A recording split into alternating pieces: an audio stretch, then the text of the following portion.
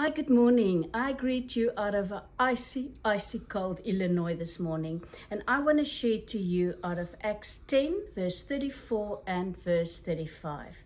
And Peter opened his mouth and said, "Most certainly and thoroughly, I now perceive and understand that God shows no partiality and is no respecter of a person.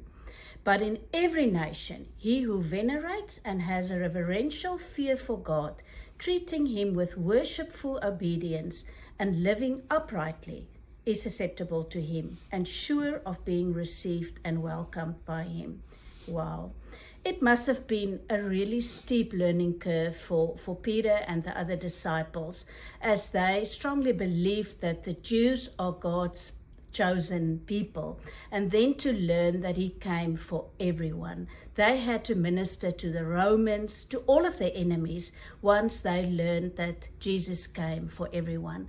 And I want to ask you today, do you have the same passion in your heart for people of different nations, different ethnical groups, different cultures?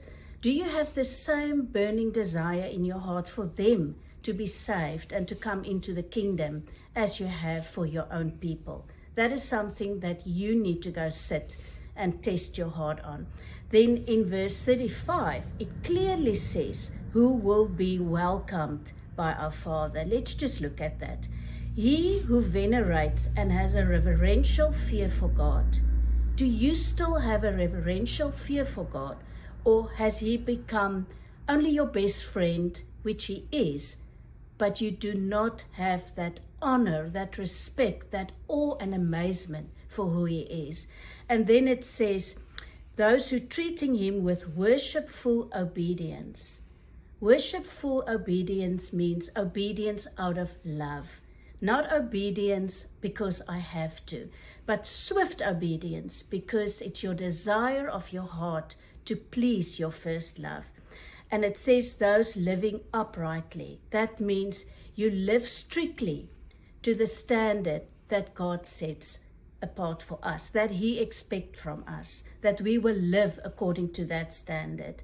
And it says that those who will be received and welcomed by him. That is just a beautiful scripture, but there's so much in there that we need to go test our hearts. Our love for everyone. He is not someone that is a respecter of a person. And then do we really live according to the standards that he's put up for us to be welcomed by him? I bless you with that.